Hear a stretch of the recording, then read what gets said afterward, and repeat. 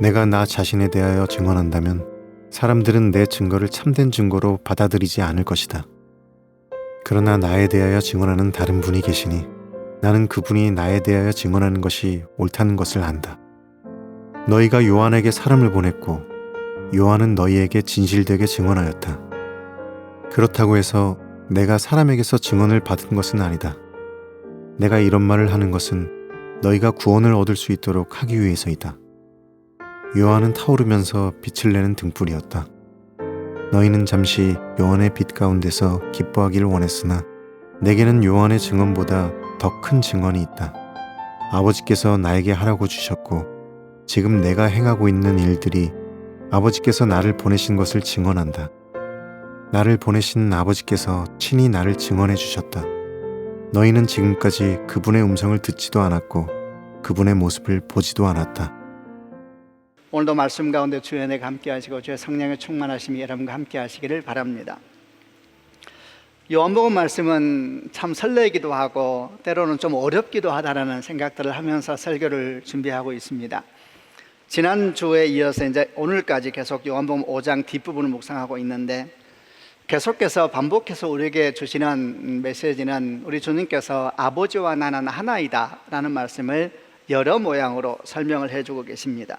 지난주 보았던 것처럼 아버지께서 심판을 아들에게 맡기셨다라는 말씀이라든지 아버지께서 자기 속에 생명이 있음같이 아들에게도 생명을 주어 그 속에 있게 하셨다라는 말씀이라든지 또는 요한복음에서 14장 같은 걸 가게 되면은 빌립이 예수님에게 아버지를 보여주십시오 이렇게 구할 때에 나를 본 자는 아버지를 보았는데 왜 아버지를 보여달라 하느냐 이런 말씀이라든지 이런 모든 주의 말씀이 동일하게 우리에게 전하고 있는 것은 하나님과 예수님은 하나이다 라는 말씀이지요. 오늘 우리가 성경 본문을 통하여서도 역시 이제 이 부분을 같이 보려고 합니다. 특별히 오늘은 주제를 하나님을 증언하시는 예수님이라는 주제를 가지고 하나님께서 일하심에 대해서 그리고 그것이 우리 삶에 어떤 의미가 있고 또 오늘 우리 삶에 어떤 영향을 미치는가에 대해서 함께 묵상하면서 말씀을 나누어 보고자 합니다. 먼저 31절부터 37절을 쉬운 성경으로 한 번만 더 읽어보고 묵상을 나누겠습니다. 제가 먼저 31절 읽겠습니다. 내가 내 자신에 대하여 증언한다면 사람들은 내 증거를 참된 증거로 받아들이지 않을 것이다. 32절 그러나 나에 대하여 증언하는 다른 분이 계시니 나는 그분이 나에 대하여 증언하는 것이 옳다는 것을 안다.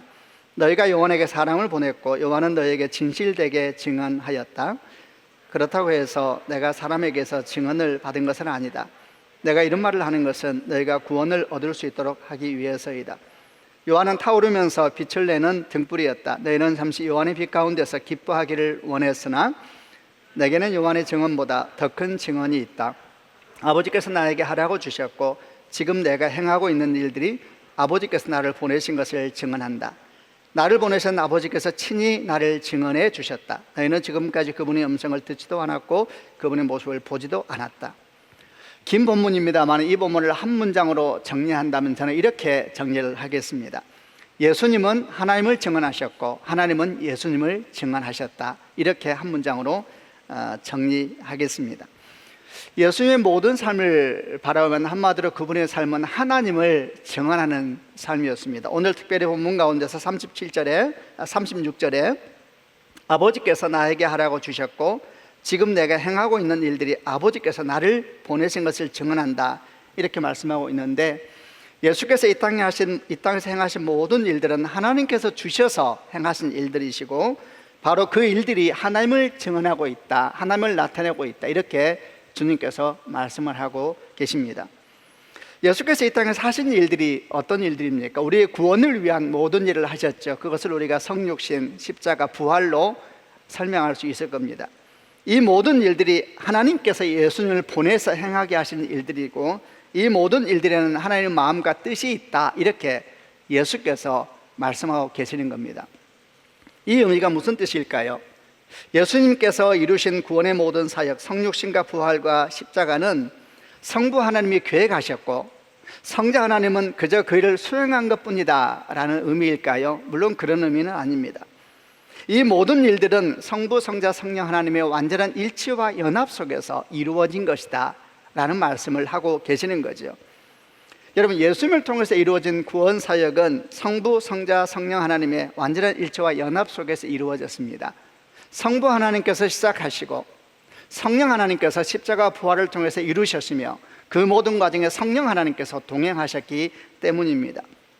이렇게 삼위 하나님이 일체와 연합 속에서 존재하시고 일하시고 또 지금도 운행하고 계신다라는 사실은 우리 삶에 대단히 중요한 영향력을 주고 우리 삶만이 아니라 우리 신앙 그리고 우리 신앙의 아주 중심에 있는 성경 전체를 이해하는 데도 대단히 중요한 영향력을 줍니다. 먼저 우리 삶에서 이 일이 왜 그렇게 중요한 것일까부터 생각해 보겠습니다. 우리 삶에서 삼위 하나님이 일체와 연합 속에 존재하시고 일하시고 지금도 운행하신다라는 사실이 왜 그렇게 중요한 것일까? 왜냐하면 우리의 삶도 바로 그런 삶을 살아야 하기 때문입니다.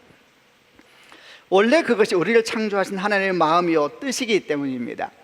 성경이 66권으로 이루어져 있는데 여러분, 성경 전체에서 사람이 입을 열어서 한 최초의 말이 혹시 어떤 말인지 아십니까? 그 말은 창세기 2장 23절에서 아담이 하와에게 한 말인데 그 내용은 이렇습니다. 이는 내 뼈 중에 뼈요 살 중에 살이라. 이것을 남자에게서 취하였은즉 여자라 부르리라. 이 말이 성경 전체에 기록되어 있는 사람의 첫 언어입니다. 첫 말이지요.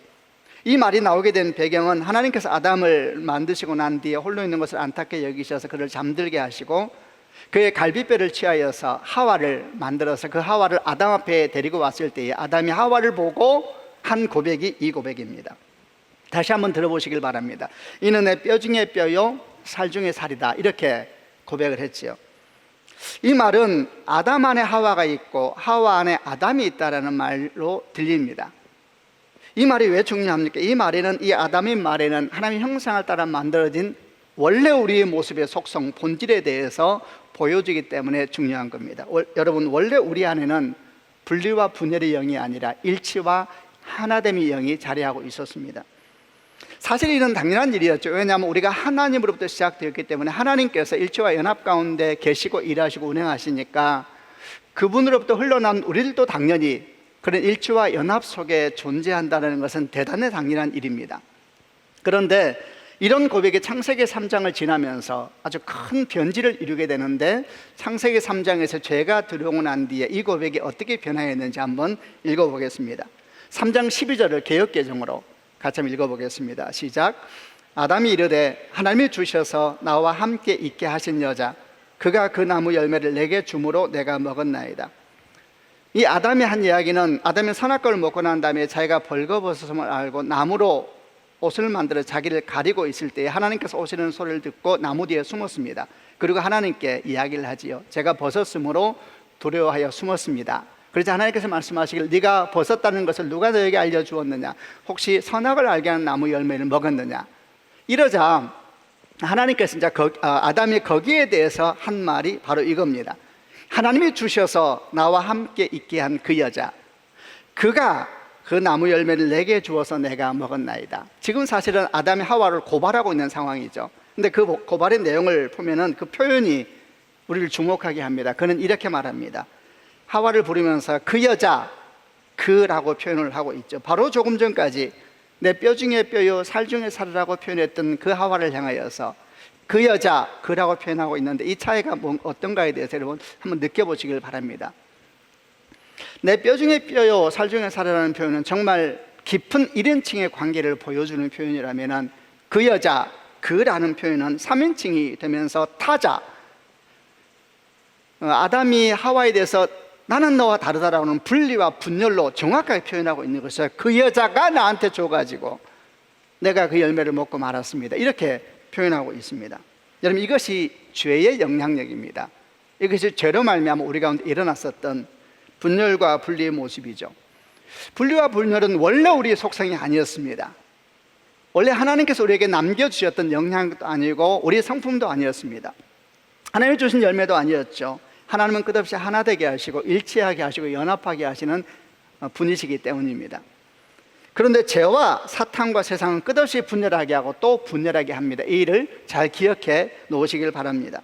질문해 보겠습니다. 자, 여러분은 하나 되게 하는 사람입니까? 아니면 분리하고 분열하게 하는 사람입니까? 어떤 분이 저한테 그런 얘기를 하더라고요. 사람을 만나서 대화하다 보면 두 종류의 사람이 있대요. 사람을 충전시키는 사람이 있고 방전시키는 사람이 있다 그러더라고요. 그 말이 굉장히 다가왔습니다. 조금 질문을 바꿔서 해보는 겁니다. 자, 여러분은 하나 되게 하는 사람입니까? 연합하게 하는 사람입니까? 아니면 분열시키고 또 분열시키는 사람입니까? 프란체스코가 평화를 위한 기도를 올렸었는데 아주 유명하지 않습니까? 그 일부분을 한번 제가 읽어보겠습니다. 나를 당신의 평화의 도구로 써주소서. 미움이 있는 곳에 사랑을, 다툼이 있는 곳에 용서를, 분열이 있는 곳에 일치를, 의혹이 있는 곳에 신앙을, 그릇됨이 있는 곳에 진리를, 절망이 있는 곳에 희망을, 어두움의 빛을, 슬픔이 있는 곳에 기쁨을 가져오는 자 되게 하소서.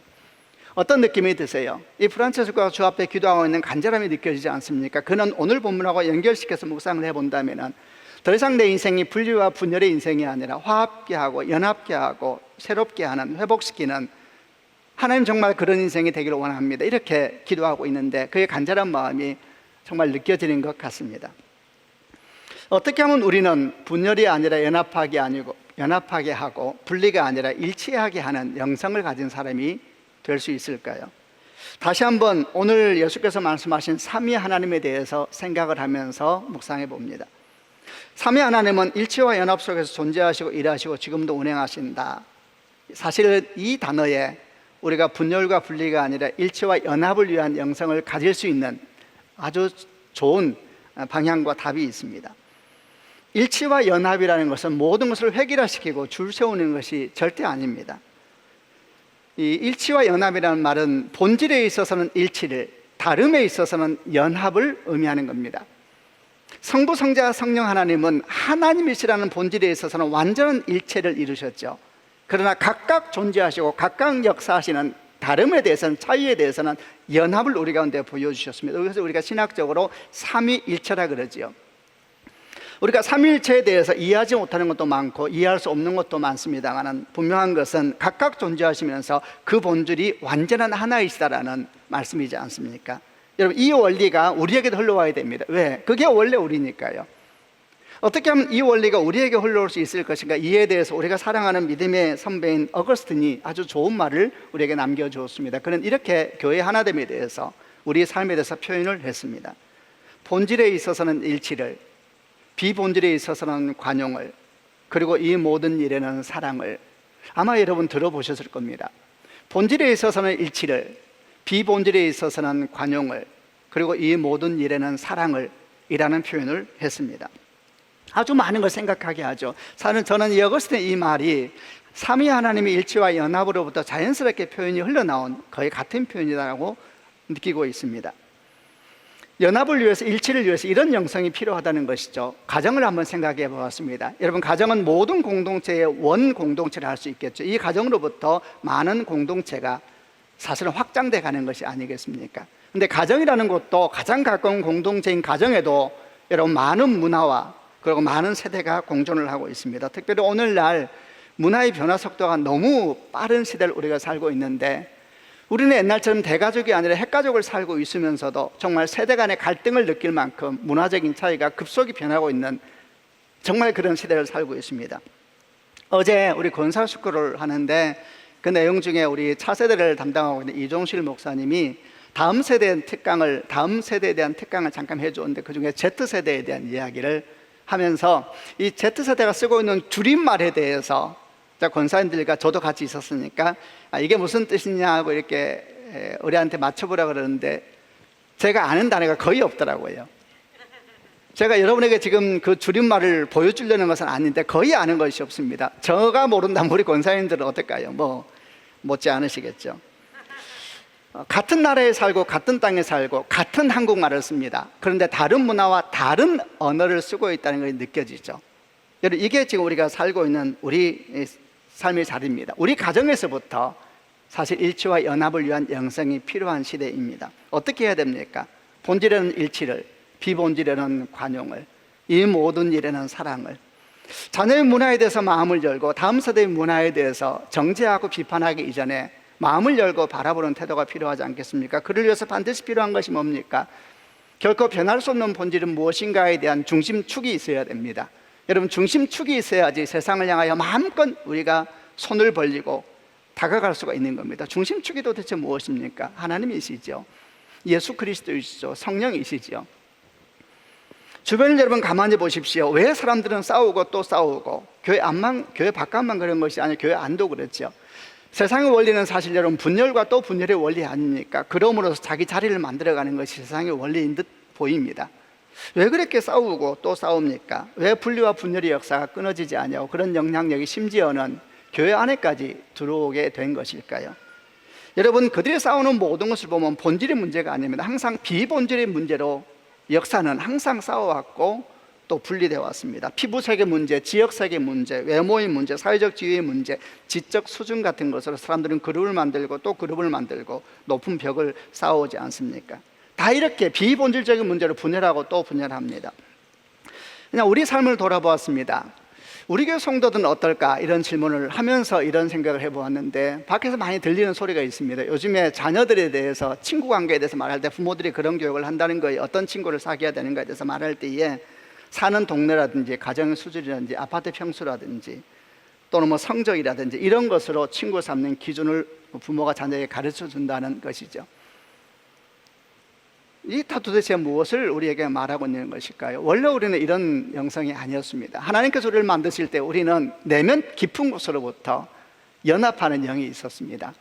부족한 것을 서로 안아주고 다른 것에 대해서 용납하되, 그를 위해서 중심에 견고하게 잘 잡고 있는 일치, 하나됨의 중심이 그 안으로부터 시작되면서 다양함을 품을 수 있는 넉넉한 능력이 우리 가운데 있었는데, 언제부터 우리는 이렇게 분열하고 분리하는 영성을 가지게 되었을까요? 죄입니다, 죄. 일치와 연합으로 일하시고 존재하시는 하나님, 본질에는 일치를, 비본질에는 관용을, 그리고 이 모든 것에는 사랑을 여러분 소망하고 축복합니다. 저는 서울드림교회 성도들이 분열시키고 분리시키는 영성이 아니라 일치하게 하고 연합하게 하는 영성, 그런 하나님의 영성을 가진 성도들이 되기를 주님의 이름으로 축원합니다. 여러분, 그것이 성령 충만이 아니겠습니까? 하나님께서 원래 우리에게 주셨던 일치하게 하고 연합하는 영은 사실 성령으로 말미암아 우리에게 주어진 하나님의 역사입니다. 이렇게 삼위 하나님이 일치와 연합 가운데 존재하시고 일하시고 지금도 운행하신다라는 사실은 우리 삶에 큰 영향을 줄 뿐만 아니라 우리 신앙에도 지대한 영향력을 줍니다. 우리 신앙의 근본 바탕을 이루고 있는 성경 이해에도 아주 중요한 영향력을 주지요. 사람들이 이런 말을 합니다. 구약의 하나님과 신약의 예수님은 너무 차이가 나서 혼란스럽다.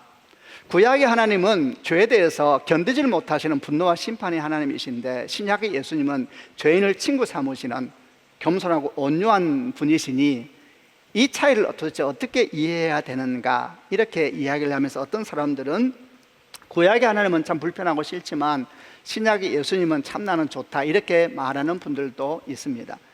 물론 이런 생각들은 삼위 하나님의 일하심과 그분의 존재에 대해서 큰 오해 속에서 하고 있는 것이죠. 한번 우리가 지금 보았던 36절을 한 번 더 쉬운 성경으로 같이 읽어보겠습니다. 36절입니다. 시작. 내게는 요한의 증언보다 더 큰 증언이 있다. 아버지께서 나에게 하라고 주셨고 지금 내가 행하고 있는 일들이 아버지께서 나를 보내신 것을 증언한다. 내가 행하고 있는 일들이 아버지께서 나를 보내신 것을 증언한다. 예수께서 행하시고 있는 일들이 구원을 위한 모든 일이라 그랬죠. 우리는 그것을 성육신과 십자가와 부활로 설명할 수 있을 것이다 그랬는데, 이 모든 일들이 모두 하나님의, 성부 하나님의 뜻이고 성부 하나님의 마음이다, 이렇게 주님께서 말씀하고 있습니다. 구약의 하나님과 신약의 예수님은 분리된 분이 아니라 연합되고 연결된 분이시다라는 말씀입니다. 우리 여기서 중요한 교훈을 얻어야 됩니다. 그것은 하나님의 이해는 구약에서 끝나면 안 된다는 것입니다. 동시에 또 하나님의 이해는 신약에서만 갇혀 있어도 안 된다는 겁니다. 하나님의 이해는 구약을 지나서 신약의 예수님을 통하여 완성되는 겁니다. 그것이 마태복음 5장 17절에서 주께서 하신 말씀의 의미입니다. 마태복음 5장 17절에 내가 율법이나 선지자를 폐하러 온 줄로 생각하지 말라. 폐하러 온 것이 아니라 완전하게 하려 함이라. 내가 율법이나 선지자를 폐하러 온 것이 아니라 완전하게 하려 왔다, 이렇게 말씀하고 있죠. 구약은 폐해진 것이 아니라 신약을 통해서 완성되는 것입니다. 구약의 하나님은 신약의 예수님을 통하여 당신을 우리에게 완전하게 계시해 주시는 것이죠. 그러면 여기서 이런 질문을 하나 할 수가 있습니다. 그렇다면 왜 구약의 하나님은 그렇게 무서운 분으로 나타내시고 있고 신약에 와서야 예수님을 통해서 말씀하시기를 그분이 그리 무서운 분은 아니다, 그렇게 이제 와서 말씀을 하시는 것일까? 처음부터 그런 하나님 우리에게 말씀해 주셨으면 혼란이 좀 덜했지 않겠는가, 이렇게 질문할 수가 있습니다. 사실 이런 질문은 누구나 한 번쯤은 해보았을 질문이기도 합니다. 이에 대해서도 또 묵상해 보겠습니다. 여러분, 구원받기 위해서는 단계가 있다, 순서가 있다는 것을 아실 겁니다. 첫 번째 단계는 뭡니까? 첫 번째 단계는 우리가 죄인이라는 사실을 알아야 합니다. 우리가 죄인이라는 것을 알고 믿지 않고 받아들이지 않으면 사실 그 사람에게 구원이라는 언어는 의미 자체가 없습니다. 물론 예수님도 의미가 없습니다. 왜냐하면 구원이란 무엇입니까? 구원이라는 것은 잃어버린 무엇인가를 되찾는 것이 구원입니다. 여러분, 구원이 필요한 사람은 무엇인가를 잃어버렸다는 사실을 아는 사람이죠. 자신이 잃어버린 것이 없다고 생각하는 사람이라면 되찾을 것도 없고, 그 사람에게 구원이란 말 자체가 의미가 없으며, 그를 위해서 우리에게 오셨다라고 하는 예수님도 의미가 없는 겁니다. 그럼 우리는 무엇을 잃어버렸습니까? 이를 위해서는 원래 우리는 어떤 존재였는가에 대한 성경의 증언으로 돌아가야 됩니다. 원래 우리는 어떤 존재였습니까? 여러분, 우리는 원숭이 먼 친척이 아닙니다. 원래 우리는 하나님의 형상을 따라 만들어진 참으로 존귀한 존재들이었습니다. 그때 우리에게는 하나님의 영광이 있었고, 하나님의 빛이 있었고, 하나님의 생명이 있었고, 하나님의 평화가 있었고, 하나님의 기쁨이 있었습니다. 그런데 우리가 하나님을 거부하고 하나님을 떠나면서 이 모든 것은 우리에게서 단절돼 버리고 말았습니다. 우리가 하나님을 거부하고 떠나는 것을 죄라고 표현합니다.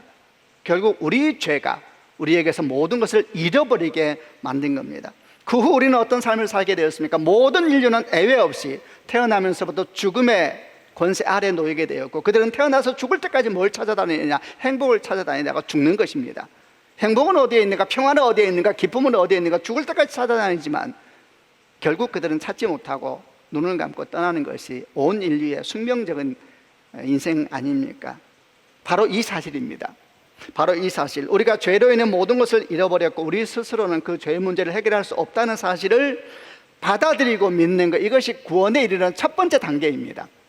여러분, 이 단계가 없다면 그 다음 단계는 없는 겁니다. 그러나 이 단계를 지난 사람에게는 두 번째 단계가 열려져. 두 번째 단계가 뭡니까? 예수입니다. 예수. 나는 모든 것을 잃어버렸다, 내한테는 그걸 회복할 능력이 없다 라고 외치는 사람에게 두 번째 단계가 열립니다. 왜 예수가 필요합니까? 바로 그 죄의 문제를 해결할 분이 예수이기 때문이죠. 여러분, 이것이 구약에 이어서 신약이 오는 이유입니다. 구약은 우리로 하여금 죄가 얼마나 심각한지를 알게 해주는 하나님의 역사의 자리입니다. 구약에서는 분노하시고 심판하시는 하나님을 봅니다. 우리는 구약의 하나님이 이방 민족을 다 멸하시는 모습을 보고 경악을 금치 못하지요. 그러나 이방 민족만이 아닙니다. 이스라엘 백성들도 그랬습니다. 출애굽한 이스라엘 백성들 가운데 약속의 땅에 들어간 사람은 여호수아와 갈렙 두 사람밖에 없었습니다. 우리는 이런 죽음 행진을 보면서, 이 행진 한가운데 계신 하나님을 보면서 놀라고 당황하고 어찌할 바를 모릅니다. 여러분, 그게 당연합니다. 그러나 거기에서 끝나면 안 됩니다. 우리는 그 한가운데서 질문해야 됩니다. 도대체 이걸 어떻게 이해해야 됩니까? 물어야 되죠. 도대체 주께서 그렇게 말씀하신 죄라는 것이 도대체 무엇이길래, 구약에 있는 그 많은 사람이 도대체 지은 죄가 도대체 그렇게 크기에 이런 멸망과 죽음과 심판과 두려움 속에서 보내야만 되는 것입니까? 도대체 그 죄가 무엇입니까? 이런 사실을 외치고 울부짖어야 되는 겁니다. 여러분, 그것이 구약입니다. 구약은 절망의 울부짖음의 자리이거든요. 죄가 그래도 무서운 거냐고 울부짖어야 하는 것이 구약이고, 그럼 도대체 우리는 어떻게 해야 되는 거냐고 울부짖어하는 자리가 구약입니다. 우리 역시 구약에서 멸망당했던 이방인들이나 이방 민족들과 조금도 나을 바가 없는 사람들이기에, 그럼 우리는 어떻게 해야 되냐고, 도대체 우리는 어떻게 해야 되냐고 울면서 부르짖어하는 자리가 구약의 자리이죠. 이런, 그게 구약의 역할입니다. 이런 울부짖음이 없이 신약은 없습니다. 예수께서 수백 번 오셔서 수백 번 십자가에 못 박혀 죽으신다 하더라도 이런 절망의 울부짖음이 없이 아무도 그분의 이름을 부르지 않을 겁니다. 성부 하나님, 성자 하나님, 성령 하나님은 이렇게 구약과 신약에 걸쳐서 우리를 구원하시기 위한 모든 일을 진행하고 계시는 겁니다. 그래서 우리는 구약의 하나님을 통해서 하나님의 공의를 보고, 신약의 예수님을 통해 하나님의 사랑을 보는 겁니다. 그리고 이 구약과 신약이 만나는 십자가에서 못 박혀 죽으신 예수님을 보면서 도대체 구원은 어디에서 이루어지는가에 대한 성경의 답을 만나게 되는 겁니다. 예, 그곳에서 주님은 죽으셨고 그곳에서 우리는 다시 살아났습니다. 구약과 신약은 하나 되어서 우리를 구원으로 인도하고 있는 겁니다. 여러분, 우리 자신을 그냥 돌아봅니다. 우리는 어떻습니까? 우리는 구약을 지나 신약이 이르렀습니까? 자기 절망을 지나서 하나님의 소망에 대해서 붙잡게 되었습니까? 여러분, 자기에 대해서 절망한 사람, 그리고 하나님의 소망을 붙잡은 사람은 삶의 위기 속에서도 그리 놀라지는 않습니다. 왜냐하면 원래 삶이 그렇습니다. 우리는 태어나 병들고 죽어갑니다. 그러나 거기서 하나님의 소망을 발견한 사람은 거기에서 주저앉지 아니하고, 거기에서 울면서 슬퍼 울면서 멈추지 아니하고, 그 죽음 가운데 소망을 이야기하기 시작하고, 절망 가운데 희망을 말하기 시작하고, 보이는 걸 넘어 보이지 않는 것에 대해서 말하기 시작하는 사람이 십자가 예수님을 만난 사람이죠. 우리는 어떻습니까? 내가 죄인이라는 사실과 내 힘과 능력으로 결코 우리는 죄의 권세에 벗어날 수 없다는 사실, 그렇게 나의 소망이 오직 십자가에 죽으신 예수 그리스도이심을 믿고 있습니까? 그리고 그 예수님을 나의 하나님이요 나의 주님으로 영접하고 있습니까? 그렇기에 당장 내 눈에 보이는 것이 나에게 절망을 의미할지라도 눈을 감고 어쩌면 보이지 않고 잡히지 않는 하나님의 희망을 믿으면서, 그 약속을 믿으면서 오늘도 주 앞에 나아가고 있습니까? 여러분, 그것이 성부 하나님과 성자 하나님, 성령 하나님의 일치와 연합 속에 일하시면서 구약과 신약에 걸쳐서 이루어가시는 구원의 사건이 우리에게 주는 메시지인 겁니다. 마지막으로 한 가지 더 묵상해 보겠습니다. 삼위 하나님께서 일치와 연합 속에 일하신다. 그것이 오늘 우리에게 주는 의미는 무엇인가? 특별히 오늘 본문 가운데서 예수님께서 자신을 증언하지 않으시고 아버지를 증언하셨다. 이 말씀이 우리에게 주는 의미는 무엇인가 생각해 봅니다. 단순하죠. 우리도 그래야 된다는 겁니다. 예수님께서 하나님을 증언하시면서 인생을 사셨던 것처럼 우리도 우리를 증언하지 말고 하나님을 증언하며 인생을 살아야 된다라는 것이지요. 여러분, 사탄과 세상은 끝없이 우리에게 속삭입니다. 너를 증명해 보라고, 여러분 너를 증거해 보라고, 여러분 끝없이 속삭이고 있다는 것을 기억해야 됩니다. 예수께서 사역을 시작하실 때에 광야에 나갔을 때 사탄이 예수님께 와서 세 가지 시험을 했습니다. 그 세 가지 시험에 두 번의 시험에 반복돼 나오는 사탄의 음성이 있습니다. 네가 만일 하나님의 아들이라면, 이 음성이죠. 사탄은 속삭입니다. 네가 만약 하나님의 아들이라면 돌을 떡으로 만들어 봐라. 네가 만약 하나님의 아들이라면 성전 꼭대기에서 뛰어내려 봐라. 저는 이 사탄의 말을 들을 때마다 여러 생각을 하게 됩니다. 그는 속삭이고 있습니다. 너를 증거해라. 너를 증명해 보아라. 네가 정말 하나님의 아들이라면 돌을 떡으로 만들어 보든지, 네가 정말 하나님의 아들이라면 성전 꼭대기에서 뛰어내려 천사들이 정말 너를 받쳐주는지 한번 증명해 보라. 이렇게 속삭이고 있죠. 얼마나 강력한 시험인지 모릅니다. 이 시험은 3년 공생이 계속 쫓아다녔을 뿐만 아니라 십자가에서까지 계속됩니다. 십자가 못 박혀 죽으시면서 그 절망의 질 한가운데 주님이 서섰을 때 지나가는 사람들은 다시 십자가의 주님을 보고 비웃으며 말했습니다. 네가 만약 하나님의 아들이라면 십자가에서 내려와 보라. 그리하면 우리가 믿겠노라. 그래서 또 옆에 있는 사람이 비웃으면서 냉소적인 말로 합니다. 남들은 구원한다고 하면서 자기는 구원하지 못하나 보지. 네가 너를 구원해 보아라. 그럼 우리가 믿겠노라. 끝없이 예수님을 따라다니며 속삭입니다. 너 자신을 증명해라. 너 자신을 증거해라. 이 본문을 볼 때마다 저는 생각하곤 합니다. 내가 예수님이라면 어떻게 행동했을까? 저는 십자가에서 내려왔을 겁니다. 그리고 비웃고 냉소적으로 내게 한 불로 툭툭 뱉고 있는 그 사람 앞에 서서 그의 눈을 지그시 바라보면서 말할 겁니다. 내가 능력이 없어서 십자가 지는지 아니? 다 너 같은 사람 때문이야. 넌 이 말이 무슨 말인지 알긴 하니? 한참 볼 것 같아요. 간다. 그리고 올라가실 것 같아요. 한번 생각해 보세요, 여러분. 끝없이 우리에게는 질문합니다. 너를 증명해보라. 너를 증거해보라. 여러분, 얼마나 많이 듣는 음성입니까? 사람들은 말합니다. 나를 확인해보고 싶었다고 말하죠. 내 능력이 얼마나 되는지 확인해보고 싶었다. 그럴 때마다 우리는 깊은 열등감을 느끼지 않습니까? 여러분, 그러나 주님은 그러지 않으셨습니다. 주님은 자신을 증명하기 위해 돌을 떡으로 만들지도 않으셨고, 성전 꼭대기에서 뛰어내리는 기적을 행하지도 않으셨고, 그리고 십자가에서 내려오셔서 한심한 사람을 향하여서 말하지도 않으셨습니다. 여러분, 이 사탄은 지금도 우리에게 속삭입니다. 너를 증명해보라. 그러면 믿겠다. 그러나 우리는 알아야 됩니다. 우리는 우리를 증거하기 위해 세상에 온 사람들이 아닙니다. 우리도 한때 그랬습니다. 그러나 예수와 함께 십자가에 못 박혀 난 뒤에 더 이상 내 생명은 내 것이 아니요 라는 참으로 놀라운 고백을 하고 난 뒤에 주께서 우리에게 우리의 본질을 가르쳐 주셨습니다. 우리는 우리를 증명하기 위해 사는 사람들이 아닙니다. 우리는 우리를 통해 하나님을 증거하는 사람들입니다. 그런데 여러분, 이 말이 좀 멋있긴 한데 도대체 이게 가능하긴 한 일일까요? 우리 안에는 자기를 증거하고 싶은 욕망이 얼마나 큰지 모릅니다. 그것은 사실은 교만함이요 불안함이기도 하지요. 내가 누군지 아느냐 말하고 싶은 교만함이 우리 가운데 있고 내가 잊혀질지 모른다는 근본적인 불안감이 우리 가운데 있기 때문에 우리 마음은 끝없이 세상을 향하여 우리 자신을 외치고 증거하고자 하는 겁니다. 그런데 어떻게 하면 이런 불안감과 교만함을 넘어서 정말 하나님을 증거하는 삶을 살 수가 있는 것입니까? 답은 생각보다 아주 단순합니다. 분명하고 건강한 자기 정체성이 있어야 됩니다.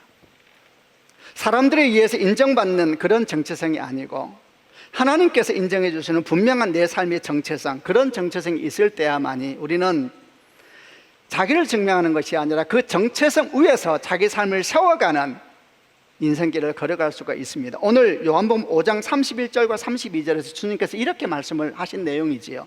31절과 32절을 같이 읽겠습니다. 시작. 내가 나 자신에 대하여 증언한다면 사람들은 내 증거를 참된 증거로 받아들이지 않을 것이다. 그러나 나에 대하여 증언하는 다른 분이 계시니 나는 그분이 나에 대하여 증언하는 것이 옳다는 것을 안다. 나는 그분이 나에 대하여 증언하는 것이 옳다는 것을 안다. 나를 증언하는 분은 따로 계신다. 하나님께서 나를 증언하신다. 하나님께서 내에 대해서 말씀하신다. 나는 나에 대해서 내가 말하지 않는다. 나는 그분이 나에 대해서 말하는 것을 내가 믿는다. 이렇게 예수께서 말씀하고 계십니다. 하나님께서 예수님에 대해서 주신 정체성, 그 정체성이 예수님으로 하여금 자기를 증거하는 삶이 아니라 하나님을 증거하는 삶을 살게 하신다는 말씀이죠. 하나님이 증언하시는 예수님의 정체성은 어떤 정체성이었을까요? 그 정체성의 중심에는 분명히 마태복음 3장 16절과 17절에 있는 말씀이 있었을 겁니다. 개역개정으로 마태복음 3장 16절과 17절을 같이 읽어보겠습니다. 시작. 예수께서 세례를 받으시고 곧 물에서 올라오실새 하늘이 열리고 하나님의 성령이 비둘기같이 내려 자기 위에 임하심을 보더니 하늘부터 소리가 있어 말씀하시되 이는 내 사랑하는 아들이요 내 기뻐하는 자라 하시니라. 예수님께 사역을 하시기 위하여서 요단강에서 세례 요한에게 세례를 받으셨습니다. 물에서 올라올 때 하늘이 열리고 성령이 비둘기처럼 예수님 위에 임하셨습니다. 그리고 음성이 들려왔습니다. 이는 내 사랑하는 아들이요 내 기뻐하는 자라.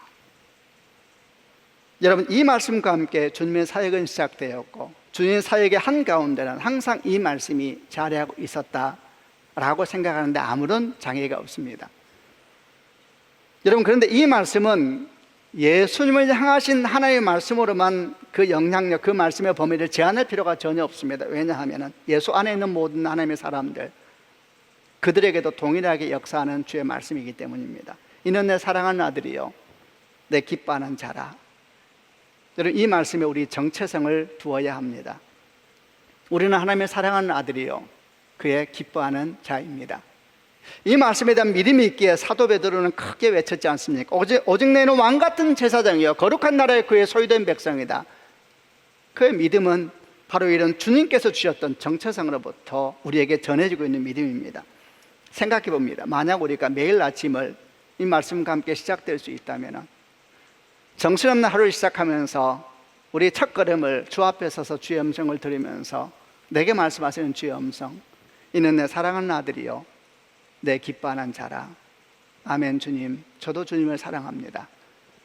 이런 고백과 함께 하루를 시작할 수 있다면 우리 삶에 이런저런 고민과 한계와 절망이 부딪힐 때마다 잠시 구석에 가서 눈을 감고 다시 이 음성을 기억하면서 나는 누구입니까? 이는 내 사랑하는 아들이요 내 기뻐하는 자라. 아멘. 주님, 저도 주님을 사랑합니다.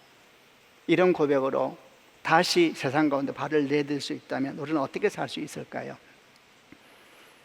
우리는 분명 주님처럼 자기를 증거하는 하고 싶은 열망을 물리치고 하나님을 증거하는 삶을 살 수 있지 않을까요? 다시 사도 베드로의 외침을 듣습니다. 너희는 택한 족속의 왕 같은 제사장이여 거룩한 나라의 그의 소유된 백성이 이는 너희를 어두운 데서 불러내어 그의 기이한 빛에 들어가게 하신 이에 아름다운 덕을 선포하게 하려 하심이라. 예수님은 하나님을 증언하셨습니다. 그리고 하나님은 예수님을 증언하셨습니다. 우리는 하나님을 증언합니다. 그리고 주님께서 우리 인생을 책임지실 것입니다. 주의 은총이 여러분과 함께 하시기를 바랍니다. 기도하겠습니다. 가슴에 한번 손을 얹고 오늘 주신 말씀을 생각해 보시길 바랍니다. 어떤 말씀이든지 오늘 주신 말씀 가운데 여러분 마음에 다가온 말씀이 있다면 믿음으로 받으셔야 합니다. 수많은 소리들이 아니고 주의 말씀이 내게 왔다 믿고 그것이 감동이든 도전이든 불편함이든 언짢음이든 새로운 깨달음이든 여러분 마음에 주께서 타치하셨으면 그 말씀을 믿음으로 이 시간 받으시길 바랍니다. 그리고 주 앞에 기도하십시다. 하나님 아버지, 이 말씀을 제가 붙잡습니다. 생명의 말씀이 내 심령에 심겨지게 하여 주시고 내 삶에 심겨지게 하여 주옵소서. 예수님은 하나님을 증언하셨고 하나님은 예수님을 증언하셨다. 하나님 아버지, 이 예수께서 존재하시고 일하시는 이 양식들과 모습들이 오늘 우리에게 어떤 의미가 있는지 우리에게 주신 말씀을 따라 우리가 주 앞에 믿음으로 받아들이며 나아가오니 이 약속의 말씀이 오늘 내게 생명의 말씀이 되게 하여 주시고 은혜의 말씀이 되게 하여 주시고 하나님 나라의 거룩한 통로가 되게 하여 주옵소서. 고백하면서 함께 하나님께 기도하겠습니다.